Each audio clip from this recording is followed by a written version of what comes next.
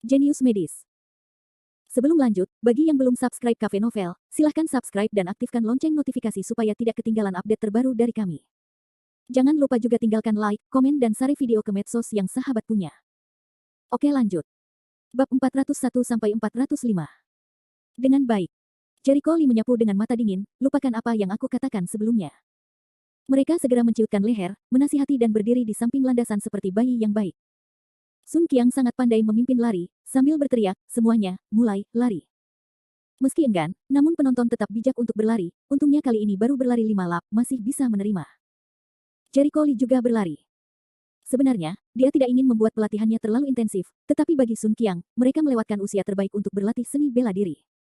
Mereka harus menebusnya dengan latihan intensitas tinggi lusa. Efek latihan intensitas normal mungkin tidak ideal, sehingga mereka tidak bisa menjadi pejuang dalam waktu singkat. Sun Qiang, mereka tidak punya pilihan.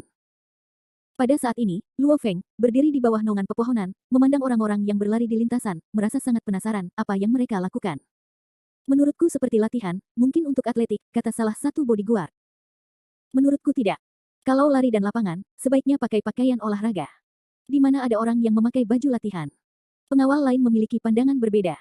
Ini mengingatkan saya bahwa pakaian yang mereka kenakan terlalu aneh. Pakaian latihan itu seharusnya dipakai oleh para praktisi pencak silat. Bukankah orang-orang ini bukan latihan lari dan lapangan, melainkan latihan pencak silat? Pengawal itu sangat bingung dan tidak mengerti. Luo Feng kembali menatap mereka, "Ah Cheng, maksudmu pelatihan seni bela diri? Apakah Anda benar-benar memiliki seni bela diri?" Pengawal itu dengan canggung menggaruk bagian belakang kepalanya dan menjelaskan sambil tersenyum, "Tuan muda, sejujurnya, saya belum pernah melihat pejuang sejati. Namun saya sering mendengarkan pelatih saya mengatakan bahwa ada tipe orang di dunia yang dapat menghasilkan kekuatan yang sangat kuat setelah berlatih seni bela diri secara ekstrim. Masing-masing dari mereka adalah lelaki berstatus tinggi." Ya. Instruktur yang melatih saya juga berkata, pengawal lain mengangguk dan setuju, "Tuan muda, Anda seharusnya pernah mendengar tentang Kong Yang. Juara wushu nasional itu, Kong Yang. Kudengar dia sepertinya sudah mati. Apa yang terjadi padanya?" Luo Feng berkata dengan aneh. Pengawal Aceng ragu-ragu dan berkata dengan suara rendah, "Tuan muda, Anda tidak tahu. Saya mendengar bahwa orang yang membunuh Kong yang tampaknya adalah Jericho Lee." "Apa?" Luo Cheng sangat terkejut, tidak percaya tanah menatapnya, "Apa yang kamu katakan itu benar?" Ah Cheng mengangguk, "Itu benar.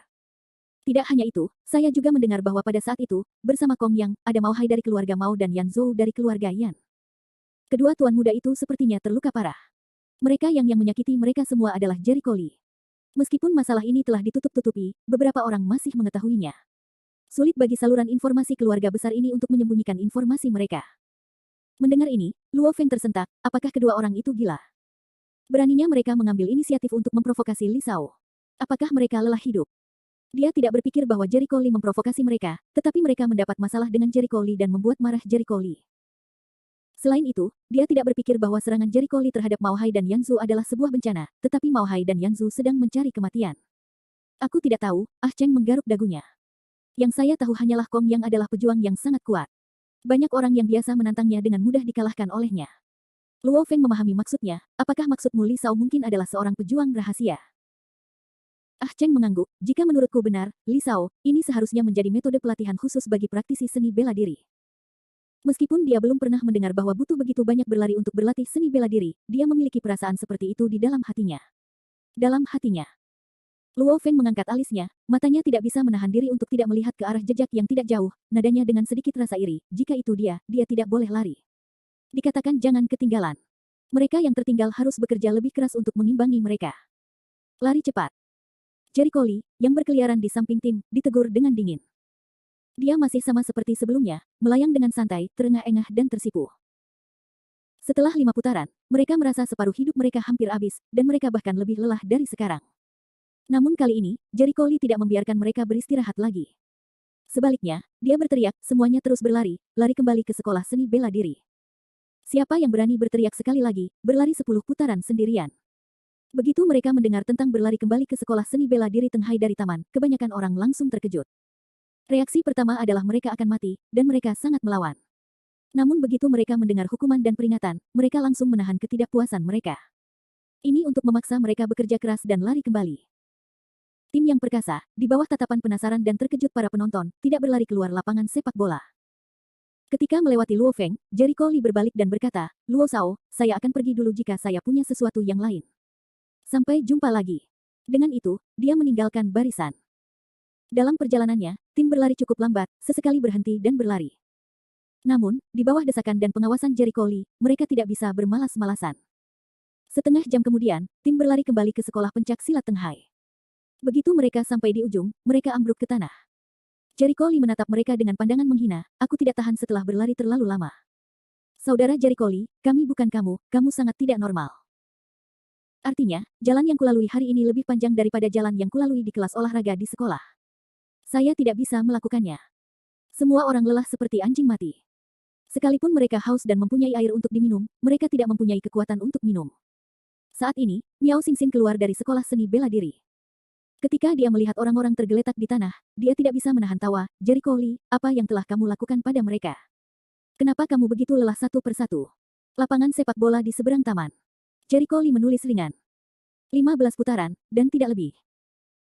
Miao Xingxin langsung terdiam, orang-orang dalam hembusan angin dalam kekacauan, berkat kulit mereka yang tebal, kalau tidak aku takut kematian mendadak secara langsung. Ini baru hari pertama latihan. Kamu terlalu intens, bukan? Miao Xingxin melihat semua orang sangat lelah sehingga dia merasa itu terlalu kejam dan tidak manusiawi. Jericho Lee memutar matanya, besar, lari saja beberapa langkah. Mereka harus sedikit menderita sekarang, dan kemudian mereka akan mempunyai kekuatan untuk beristirahat dengan tenang. Aku tidak bisa menahan rasa sakit ini. Apakah Anda ingin menjadi seorang ahli? Mimpi Anda ada benarnya. Saya tidak bisa membantahnya. Miao Xingxin terdiam, dan yang lain tidak berkata apa-apa. Namun, meski Jericho Lee mengutarakan pendapatnya, mereka tetap kesal. Tidak peduli seberapa kerasnya mereka menanggungnya, mereka harus memperlakukan mereka sebagai manusia. Pelatihan Jericho Lee memperlakukan mereka seperti binatang. Bab 402. Nah, apakah kamar mandinya sudah siap? Jericho Lee bertanya. Sekarang. Miao Xingxin Leng selanjutnya, ini juga terlalu cemas. Jangan biarkan Sun Qiang beristirahat. Mandi obat adalah cara terbaik untuk memanfaatkan kenyataan bahwa mereka baru saja berolahraga, kata Jericho Lee sambil berbalik dan minum di depan umum. Semuanya bangun, pergi ke halaman belakang sekolah pencak silat, kalian masing-masing punya ember, segera buka baju dan berendam di pemandian obat, jangan berlama-lama. Ya, orang-orang tidak berdaya untuk bangkit dari tanah. Bahan obat dan obat cair untuk mandi sudah siap. Setelah pencampuran sederhana, mereka dituangkan ke dalam tong kayu besar, dan kemudian ke dalam air panas sedang. Sun Qiang dan yang lainnya melompat ke dalam tong kayu dan mulai berendam. Kis. Sakit sekali. Ini apa yang terjadi? Mengapa gelembung masih terasa sakit? Yang membuat mereka kecewa, mereka mendapati bahwa di awal mandi, mereka merasakan sakit yang merobek di kulit mereka, yang membuat mereka melompat keluar dari tong. Tenang. Jericho Lee minum untuk menenangkan mereka. Ini dia stimulasi bahan obat dalam obat cair. Hanya pada awalnya, akan seperti ini untuk sementara waktu. Saya akan menanggungnya. Saya akan terbiasa dalam 2 atau 3 menit. Baiklah. Kerumunan itu mengeraskan kepala dan melangkah dengan hati-hati ke dalam tong. Untungnya, seperti yang dikatakan Jericho Lee, setelah 2 atau 3 menit kesemutan, rasa terbakar di kulit hilang. Sebaliknya, kelembutan yang sangat nyaman dan panasnya air panas membuat mereka merasa sangat nyaman. Ah! Sun Qiang tidak bisa menahan erangannya. Dia segera menyadari bahwa rasa sakit di sekujur tubuhnya telah hilang. Mandi obat yang ajaib. Setidaknya dibutuhkan 1 jam untuk berendam di pemandian obat. Semua orang akan mengawasinya secara terpisah dan keluar dalam 1 jam. Setelah nasihat itu, Jericho Lee berbalik dan meninggalkan halaman. Semua orang telah berendam di pemandian obat, dan rasa sakit di tubuh mereka telah hilang. Yang lebih menakjubkan adalah mereka merasa otak mereka sejernih sebelumnya, dan bahkan apa yang mereka lihat di mata mereka menjadi lebih jelas. Di aula sekolah pencak silat, para pekerja dekorasi masih sibuk. Jericho Lee menyapa pekerja dekorasi berikutnya untuk beristirahat. Setelah memahami kemajuan dekorasi selanjutnya, dia berbicara dengan Miao Xingxin. Aku akan merepotkanmu kali ini. Yah, aku pandai menyiapkan pemandian obat semacam ini. Tidak perlu banyak usaha. Pokoknya, aku bebas. Miao Xingxin berkata sambil tersenyum, tapi aku sudah melihatnya. Khasiat mandi obat adalah melancarkan peredaran darah, mengeruk kolateral dan menghilangkan lebam. Yang kamu ingin? Saya sedang melakukan semacam latihan dan saya ingin mereka menjaga kondisi fisik terbaiknya. Jericho Lee tidak mau bicara lebih banyak. Mandi obat adalah bagian dari rencananya. Dikombinasikan dengan latihannya, kebugaran fisik Sun Qiang dan yang lainnya akan meningkat pesat, dan kemudian dengan latihan tersebut, kotoran di dalam tubuh akan terus-menerus dibuang, dan di bawah pengaruh obat yang dia konfigurasikan, tendon yang tersedak akan sedikit rusak. Sedikit demi sedikit. Latihan intensitas tinggi pasti akan menimbulkan cedera fisik, sehingga diperlukan mandi obat untuk memperbaiki cedera tersebut. Jika tidak, jika pelatihan tidak berhasil, tubuh Sun Qiang dan orang lain akan runtuh, dan keuntungannya tidak sebanding dengan kerugiannya. Hanya ada satu tujuan dari metode ini, yaitu untuk menghilangkan majalah di dalam tubuh, dan untuk meletakkan dasar bagi kondensasi Qi di masa depan. Yah, aku tahu jika kamu tidak mengatakannya, desah Miao Xingxin. Apa yang Anda tahu? Jericho Lee terkejut. Kamu pikir aku tidak tahu tentang kesatria itu? Miao Xingxin memberinya tatapan putih. Saya juga seorang dokter. Tentu saja saya tahu keberadaan Qi. Jika Anda benar, pasti ada Qi di tubuh seorang pejuang, kan? Jericho Lee mengangguk. Saya melatih mereka untuk menjadi seniman bela diri. Mereka memiliki dasar yang buruk dan melewatkan usia pelatihan terbaik, jadi saya hanya bisa melatih mereka dengan cara yang khusus. Begitulah, tiba-tiba Miao Xingxin berkata. Tak heran jika di awal latihan, intensitasnya akan begitu tinggi. Jericho Lee mengeluarkan ponselnya dan melihat waktu. Sudah larut. Kamu pergi menemui Koki. Bagaimana makanannya? Jangan khawatir, dia mulai mempersiapkannya sejak pagi, kamu membayar begitu banyak, dan mengembalikan begitu banyak resep, dia mendapat banyak, desah Miao Xingxin, tulisan tangan Jericho Lee sangat kaya. Ketika seseorang mengundang seorang koki, dia dapat memberi paling banyak beberapa ratus atau 1000 sehari. Jericho Lee sangat baik. Dia bisa memberi 5000 sehari secara langsung. 1 bulan adalah 150.000. Dengan gaji sebesar itu, Anda biasanya dapat mempekerjakan lebih dari 10 atau 20 koki. Ini situasi khusus. Jericho Lee tidak peduli. Meski uangnya mahal, menurutnya itu sepadan. Selain itu, dia mampu membelinya. 1 jam kemudian, mandi selesai. Kenapa? Kok airnya hitam? Airnya masih sangat jernih, air di ember itu hitam seperti tinta, dan ada sedikit bau amis di dalamnya. Yang lebih mengejutkan lagi, mereka mendapati kulit mereka tampak sedikit memutih. Yah. Saudara Qiang, saya pikir Anda tampaknya telah kehilangan banyak uang. Jiang Xiaolong berkedip. Sun Qiang melihat ke bawah dan berkata, apakah Anda punya? Saya rasa tidak. Warnanya benar-benar putih, dan menurut saya warnanya putih juga. Wang Hao menunjuk ke lengannya, Saudara Qiang, kamu tahu, bekas luka di lengan kirimu sepertinya telah hilang. Yah. Sun Qiang memusatkan pandangannya dan tampak terkejut. Dia dengan cepat menyentuh lengan kirinya dan menemukan bahwa lengan kiri dengan bekas luka itu mengkilap dan rata. Setelah bekas luka itu dihilangkan, warna kulitnya menjadi putih, sangat kontras dengan kulit gelap di sampingnya. Benar-benar hilang. Ramuan yang sungguh ajaib. Saya merasa kulit saya agak putih, dan saya tidak lelah sama sekali. Kerumunan itu berceloteh dan berbicara dengan penuh semangat. Apakah kamu sudah selesai mandi? Saat ini, Jericho Lee datang ke halaman dan melihat bahwa orang-orang sedang berpakaian. Setelah berpakaian, tuangkan airnya. Ingatlah untuk tidak menuangkannya kemana-mana. Dengan tergesa-gesa, mereka menuangkan air sesuai permintaan Jericho Lee. Jericho Lee berkata dengan lantang, setelah makan, kita bisa mulai latihan. Sepertinya karena latihan intensitas tinggi di pagi hari, nafsu makan mereka meningkat pesat, terutama di bawah diet obat yang dibuat oleh Koki. Setelah makan, mereka segera mendapatkan kembali kekuatan mereka. Jericho Lee mengatur agar mereka berdiri di ruang terbuka di depan sekolah seni bela diri dan berkata dengan suara tenggelam, latihan ini untuk meningkatkan daya tahan dan kekuatan kaki Anda. Saat berkelahi dengan orang, kekuatan kaki adalah yang terpenting. Jika seseorang meninju Anda, anggota tubuh bagian bawah Anda akan menjadi tidak stabil, Anda akan kehilangan keseimbangan, mundur, atau bahkan langsung terjatuh. Tetapi jika kekuatan kaki Anda sangat kuat, pihak lain memukul Anda tidak sakit atau gatal, seperti tumbler tidak masalah. Apakah kamu mendengarnya? Bab 403. Saya mengerti. Mereka melihat tumpukan di depan mereka. Meski baru pertama kali melihat hal semacam ini, mereka tidak takut sama sekali, melainkan bersemangat untuk mencobanya. Jericho Lee menghampiri tiang pancang, pancangan ini disusun dengan berbagai cara, artinya ada beberapa cara latihan. Yang paling sederhana adalah tumpukan kayu dengan 2 sisi yang berdampingan, asalkan orang berdiri di atasnya dan menjaga keseimbangan. Di kedua sisi yang tidak rata, tingkat kesulitannya jauh lebih tinggi, karena tumpukan itu sendiri berada di atas tanah, menggantung di udara, bagi orang yang keseimbangannya buruk, mudah untuk menginjak udara. Apalagi bila melangkah dari tiang tinggi ke tiang rendah, mudah untuk kehilangan kendali atas perbedaan ketinggian. Selain itu, beliau memberikan pengenalan singkat tentang beberapa jenis tiang pancang kayu, dan secara khusus mengingatkan bahwa tiang pancang kayu tersebut akan diganti pada saat akan berlatih di masa depan, karena dalam pertarungan sesungguhnya, lawan tidak bisa diubah dan perlu beradaptasi dengan keadaan. Jadi dia membutuhkan Sun Qiang dan yang lainnya untuk memiliki kemampuan anti risiko yang sangat kuat dan dapat mengendalikan semuanya dengan sempurna. Selanjutnya, saya akan menunjukkan cara berjalan dari tiang pancang. Kerumunan itu melotot dan melihat ke depan.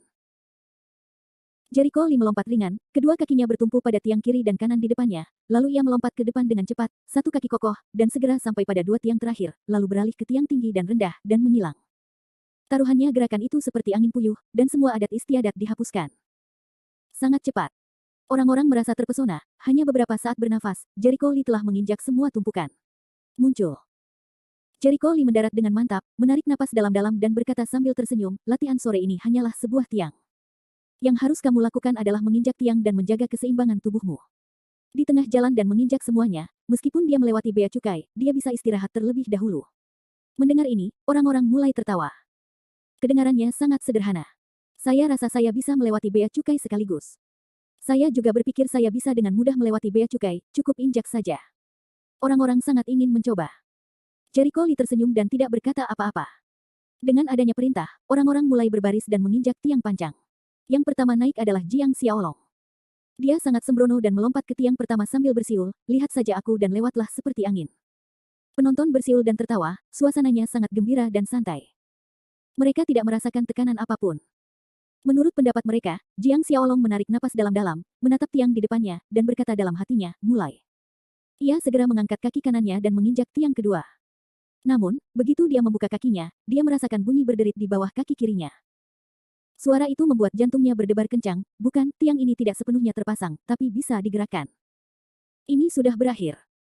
Kaki kanan Jiang Xiaolong belum menyentuh tiang kedua, dan tubuhnya segera kehilangan keseimbangan.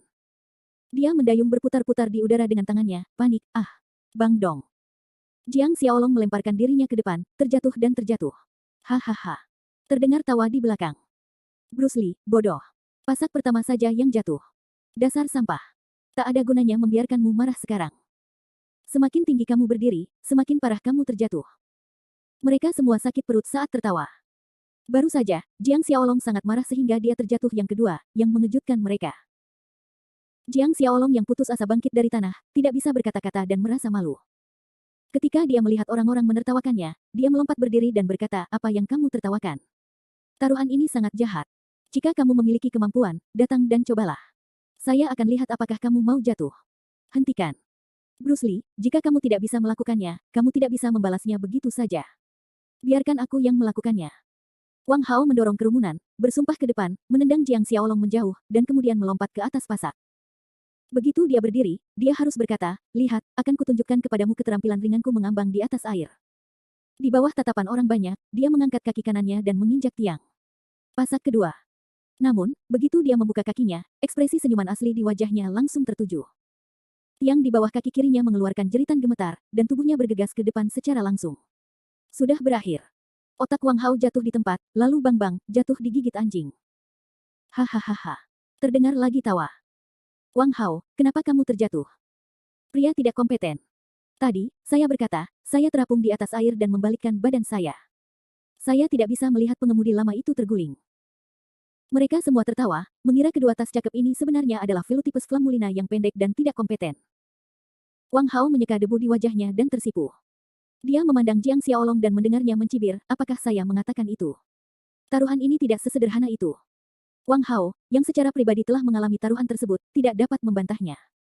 Dia memandang orang-orang yang masih tertawa dan berkata, sebaiknya Anda datang dan mencobanya. Ada banyak pencuri dalam mekanisme taruhan ini. Sun Qiang memutar matanya dan mendorong kerumunan ke depan. Kemudian dia melompat ke tiang pertama dan berkata, lihat kalian berdua. Percuma saja. Lihat aku. Dia menarik napas dalam-dalam, segera mengangkat kakinya, dan siap menginjak tiang kedua, seperti yang telah mereka lakukan sebelumnya. Berderit. Namun, begitu dia memulai, dia merasakan kaki kirinya gemetar. Parah dan tubuhnya langsung tidak seimbang. Dia berbalik ke satu sisi. Bang dang. Sun Qiang jatuh merangkak dan tersentak kesakitan. Sekarang tidak ada yang tertawa. Semua orang di belakang saling memandang dengan heran. Ada apa? Mengapa satu atau dua orang jatuh saat mereka mulai? Apakah tiang ini benar-benar jahat? Sial. Ini adalah gerbang jahat. Sun Qiang memamerkan giginya dan bangkit dari tanah untuk memahami mengapa Jiang Xiaolong dan Wang Hao mengatakan itu.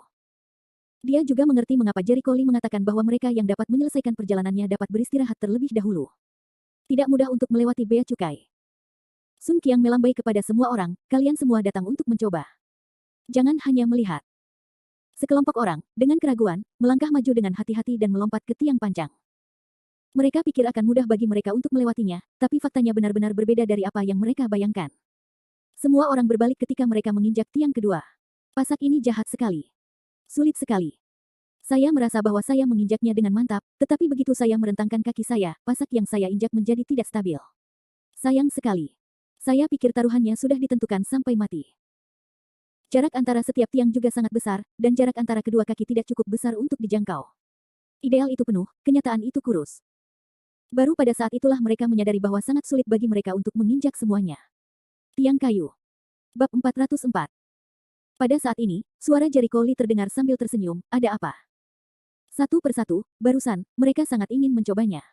Bukankah mereka mengira bea cukai itu sangat sederhana? Malu, ingin sekali menemukan jahitan untuk dilatih. Baiklah, berlatihlah dengan baik. Itu tergantung pada pemahaman Anda jika Anda bisa melewati level ini lebih awal. Taruhan yang dipasang oleh Jericho Lee tentu bukanlah taruhan yang bisa dilewati dengan menginjaknya. Tidak ada efek pelatihan sama sekali. Dia membutuhkan Sun Qiang dan yang lainnya untuk melatih keterampilan dasar mereka dengan baik agar dapat berlatih seni bela diri dengan lebih baik. Pelatihan keterampilan dasar tidak dilakukan dalam semalam. Itu harus dilakukan setiap saat. Pada saat ini, orang-orang membuang sikap meremehkan mereka dan mulai fokus pada latihan tumpukan. Setelah beberapa jam, masih belum ada seorang pun yang lulus ujian. Namun, tampaknya Jiang Xiaolong telah menemukan aturan tertentu dan akhirnya melangkah, haha. Saya telah menemukan cara Jiang Xiaolong menari dengan gembira. Yang lain berkumpul dan bertanya. Bruce Lee, bagaimana Anda melakukannya? Bagaimana? Ajari kami dengan cepat. Ya, kami tidak dapat menemukan jalan setelah sekian lama menginjaknya. Sungguh menakjubkan bahwa Anda dapat menemukan jalan. Mereka selalu tahu bahwa Jiang Xiaolong pintar, tetapi mereka tidak menyangka bahwa kepintaran ini menjadikan Jiang Xiaolong orang pertama yang menemukan cara untuk menginjak tiang. Bahkan jika itu hanya melalui tumpukan baris pertama, itu mengejutkan mereka. Sekali ada satu, ada dua. Setelah menemukan jalan, sisa taruhannya akan segera dilewati oleh Jiang Xiaolong. Jiang Xiaolong menyeringai dan berkata, baiklah, aku akan memberitahumu. Saat Anda berdiri di atas tiang, jangan mencoba mengendalikannya dengan kaki Anda. Maksudnya itu apa? Jika Anda tidak mengontrol pasaknya, bukankah Anda akan jatuh? Wang Hao tidak mengerti. Tidak. Jika Anda mengontrol tiang dengan paksa, Anda akan mudah jatuh. Jiang Xiaolong mengoreksi, Anda harus mencoba mengikuti inersia, artinya, Anda harus mengikuti arah tumpukan, dan mencoba yang terbaik untuk bergerak bersama tumpukan. Ini. Orang-orang menatap dengan mata besar, apakah ini layak? Mengapa tidak? Selama Anda mengandalkan kelenturan dan kelembaman tubuh Anda akan dapat menemukan perasaan itu. Jiang Xiaolong menepuk dadanya dan meyakinkan. Meskipun orang tidak mengerti, mereka hanya bisa memilih untuk percaya ketika mendengarnya berkata begitu. Satu demi satu, mereka mengantri untuk mencari perasaan sesuai dengan cara yang dikatakan Jiang Xiaolong. Kebanyakan dari mereka hanya naik dan gagal. Namun, saat mereka menginjak tumpukan itu lebih sering dan bertukar pengalaman satu sama lain, lambat laun mereka menemukan perasaan itu. Muncul. Wang Hao membuka kaki kanannya dan mendarat di tiang kedua dengan mantap. Dia tidak kehilangan keseimbangan dan terjatuh. Dia berteriak gembira, bagus, saya berhasil. Kesuksesannya, tidak diragukan lagi menginspirasi orang-orang lainnya, orang-orang memiliki banyak komunikasi, dan segera satu atau dua orang telah menemukan cara yang tepat untuk melangkah maju. Jericho Lee melihat waktu, dan sekarang sudah jam 6 sore. Setelah makan malam, Jericho Lee mulai mengajari mereka cara bermeditasi. Pada saat yang sama, dia menjelaskan secara rinci beberapa pengetahuan yang berhubungan dengan seni bela diri, dan bagaimana membedakan otot-ototnya sendiri, dantian dan sebagainya. Meskipun pada dasarnya orang-orang bingung, mereka masih menghafalkannya.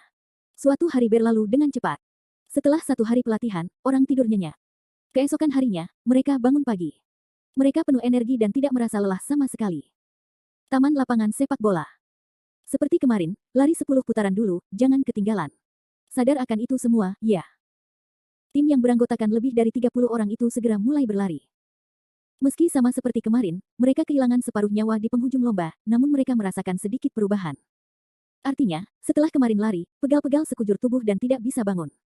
Hari ini, pegal-pegal yang saya rasakan berkurang. Badan tidak begitu lelah, sedikit rileks. Dalam setengah jam, lari 10 putaran lagi. Lalu lari kembali ke sekolah seni bela diri. Kata Jericho Lee. Di pojok kerumunan, Luo Feng dan kedua pengawalnya memperhatikan landasan tak jauh dari situ dengan rasa ingin tahu. Seperti kemarin, mereka masih berlatih di sini.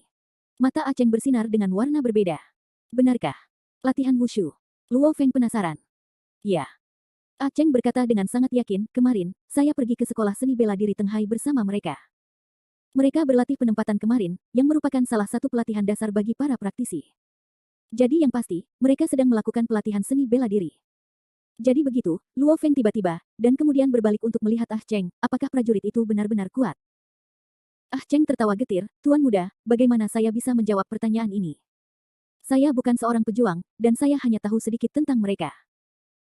Namun, sejauh yang saya tahu, seorang pejuang dapat membunuh orang dengan menghembuskan napas, terbang di atas atap dan berjalan di tembok, dan membunuh orang 10 langkah jauhnya tidak terlihat. Cara-caranya aneh dan tidak dapat diprediksi, dan kekuatan mereka berada di luar imajinasi orang biasa. Yah, begitu. Mata Luo Feng berbinar, dan sebuah ide perlahan muncul dari lubuk hatinya. Tim berlari kembali ke sekolah seni bela diri Tenghai, mandi obat, makan, berlatih di sore hari, dan bermeditasi di malam hari. 1 hari lagi berlalu, dan segalanya tenang. Hari ketiga, metode latihan yang sama, atau lari di lapangan sepak bola, namun setiap hari Jericho Lee akan menambah jumlah latihan dengan tepat, namun semakin banyak latihan, semakin semangat. 7 atau 8 hari kemudian, setelah 10 putaran, Sun Qiang dan yang lainnya bisa berjalan dengan bebas. Mereka tidak selelah anjing mati. Kebugaran jasmani masyarakat meningkat pesat, kebugaran jasmani semakin kuat, semangat mereka semakin berbeda dari masa lalu, dan perubahannya terlihat jelas setiap hari. Kemajuan yang begitu pesat membuat Sun Qiang dan yang lainnya sangat bahagia. Sore harinya, orang-orang sedang berlatih memasang tiang pancang. Sejak awal, mereka bahkan tidak bisa menginjak tiang kedua. Kini mereka sudah mampu menginjak semua tiang pancang dengan mantap, lalu melewati bea cukai. Latihan selanjutnya menambah kesulitannya, kamu perlu membawa barang untuk menginjak tumpukan, tidak lagi seperti sekarang, asal kamu mengoper genap. Jericho Lee berkata dengan suara yang dalam latihan hari ini, pertama-tama kamu harus membawa ember seberat 5 pon di kiri dan kanan, dan meletakkan tanganmu lurus dan rata, lalu mengoper secepat yang kamu bisa. Latihan ini mengharuskanmu memiliki kemampuan keseimbangan dasar, jadi kakimu harus mantap. Pernahkah kamu mendengar itu? Ya, orang-orang sangat ingin mencoba, berlatih selama beberapa hari berturut-turut, perubahan fisik mereka rasakan lebih mendalam daripada orang lain. Sekarang pelatihan, tidak membuat mereka merasa mundur, sebaliknya, mereka memiliki semangat untuk menghadapi tantangan baru. Bab 405. Sore harinya, Jericho Lee kembali menambah latihan ekstra. Menurut peraturan pelatihan, mereka telah melihat kekuatan pertarungan dan seni bela diri. Banyak orang telah menyerang gerakan yang tak terhitung jumlahnya, tetapi pada akhirnya mereka tidak sebaik yang lain. Mereka benar-benar melakukan pelatihan seni bela diri. Luo Feng, yang sedang menonton dalam kegelapan, melihat pertempuran Sun Qiang dan yang lainnya, dan matanya bersinar. Cheng Yileng, Tuan Muda, Anda. Saya ingin belajar. Luo Feng menjilat bibirnya dan berlari dengan penuh semangat. Kedua pengawal itu saling memandang dengan ekspresi aneh. Mereka berpikir, ada apa dengan Tuan Muda mereka? Di sini, Jericho Lee, di ruang terbuka kecil, membiarkan orang-orang berdiri berdampingan dan menyebar, dan mulai mengajar beberapa orang. Keterampilan bertarung sederhana. Sun Qiang adalah objek demonstrasi. Sebelum berlatih beberapa saat, Jericho Lee dihentikan oleh suara, Li Shao. Jericho Lee tertegun dan berbalik untuk melihat Luo Feng berlari mendekat. Dia berkata kepada orang banyak, kamu harus memikirkan gerakannya sekarang. Ketika Luo Feng mendatanginya, Luo Shao, apa yang bisa saya bantu? Li. Jericho Lee sudah lama memperhatikan bahwa akhir-akhir ini dia membawa Sun Qiang untuk berlatih, dan Luo Feng diam-diam datang untuk menonton setiap hari, dan dia tidak tahu apa yang sedang dilakukan Luo Feng. Luo Feng memandangi orang-orang yang sedang berlatih. Dengan senyum tebal di wajahnya, ini apakah Li Shao melatih mereka seni bela diri, benarkah Luo Shao tertarik dengan ini? Jericho Lee bertanya-tanya apakah Luo Feng ingin mengikutinya. Dia menebak dengan benar. Luo Feng sangat ingin mengikutinya. Li Shao, permintaanku sangat berlebihan. Aku tidak tahu apakah aku bisa belajar bersama. Luo Feng pemalu dan sedikit malu. Jericho Lee tercengang. Dia berkedip dan menatapnya tanpa diduga. Sebagai salah satu dari 4 keluarga besar di kota Lusu, keluarga Luo memiliki status ini. Luo Feng diperlakukan dengan sopan kemanapun dia pergi. Tidak ada yang berani mengobatinya. Dia tidak perlu mengkhawatirkan keselamatannya sama sekali. Dia tidak perlu belajar seni bela diri. Tidak. Luo Feng menggelengkan kepalanya. Kamu tidak tahu. Sejak aku mendapat ilusi aktor terakhir kali, aku akhirnya memulihkan hidupku. Aku tahu bahwa semua uang dan status adalah palsu. Hanya kemampuan perlindungan diri yang benar. Meskipun aku adalah tuan muda dari keluarga Luo, yang lain tidak berani melakukan apapun padaku demi keluarga Luo, tetapi bagaimana jika suatu hari aku bertemu seseorang yang mengabaikan keluarga Luo? Aku akan menjadi ikan yang akan disembelih. Sejak sembuh dari penyakitnya, karakternya berubah. Bisa dikatakan dia sudah dewasa dan dewasa. Sebelumnya, dia selalu pesolek. Dia suka mengejar kesenangan dan melakukan segala macam kejahatan. Tergantung pada latar belakang keluarga Luo, orang lain akan berani marah padanya. Namun kemudian, setelah dia melewati gerbang kematian, banyak hal menjadi jelas.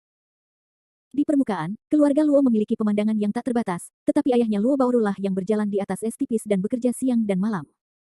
Entah seberapa besar pengorbanannya untuk mendapatkan status hari ini. Misalkan suatu hari Rob meninggal. Siapa yang akan menghidupi keluarga Luo sebesar itu? Sejujurnya, Luo Feng tidak tahu apa-apa tentang bisnis. Begitu Luo Bao mendapat masalah, saya khawatir dia akan kehilangan bisnis keluarga sebesar itu. Ketika keluarganya mengalami kemunduran, apa statusnya sebagai anggota tua dan muda keluarga Luo? Setelah memikirkan masalah ini, Luo Feng telah berubah. Dia tenang, memahami kesulitan dan ketidakberdayaan ayahnya Luo Bao, dan memahami mengapa Luo Bao selalu sedih. Terkadang dia menghela nafas sendirian. Jericho Lee menatapnya dalam-dalam, latihan wushu ini sangat sulit. Meskipun Luo Feng memberinya kesan yang baik, dia tidak berpikir bahwa tuan muda manja seperti Luo Feng bisa menderita karena pelatihan seni bela diri. Kamu tidak perlu membujukku untuk mundur. Betapapun sulitnya, aku bersedia menerimanya. Luo Feng menatapnya dengan mata yang tulus, Tolong, izinkan saya berlatih bersama. Jika Anda membiarkan saudara-saudara lelaki lain di Luzu melihat seperti apa rupa Luo Feng sekarang, mereka akan terkejut. Di mana pemuda yang suka itu? Bersenang-senang. Itu hanya seorang maniak seni bela diri yang berdedikasi untuk belajar. Luo Shao, saya tahu Anda memiliki sikap yang tulus dan hati yang tulus, tetapi pertama-tama, tujuan pelatihan saya bukan untuk mendirikan sekolah, juga tidak untuk membentuk kekuatan, atau untuk menyebarkan apa yang telah saya pelajari sepanjang hidup saya. Anda salah.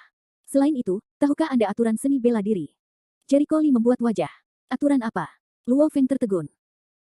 Untuk seni bela diri, apa yang telah dipelajari seseorang sepanjang hidupnya adalah fondasinya, dan apa yang ditekankan oleh seni bela diri adalah warisan. Tidak semua orang bisa mendapatkan warisan, yang pertama harus dilalui adalah hati dan karakter. Faktanya, hanya ada satu arti dari kata-kata ini, yaitu warisan seni bela diri adalah sebuah rahasia. Luo Feng samar-samar mengenali arti ini, tapi dia tidak menyerah karenanya. Saya sangat ingin belajar seni bela diri. Jika kamu ingin mengujiku, coba saja. Jericho Lee tercengang lagi. Jelas sekali dia sudah mengatakannya. Dia membujuk Luo Feng untuk mundur. Namun, Luo Feng sepertinya tidak mengerti apa yang dia katakan. Dia mengerutkan kening dan memperparah nadanya. Luo Shao, berlatih bela diri tidak sesederhana yang kamu kira. Prosesnya sangat menyakitkan. Xiao Qiang harus berlari 10 km setiap hari. Mereka bahkan harus berlatih sambil makan dan minum setiap hari. Bisakah kamu melakukannya?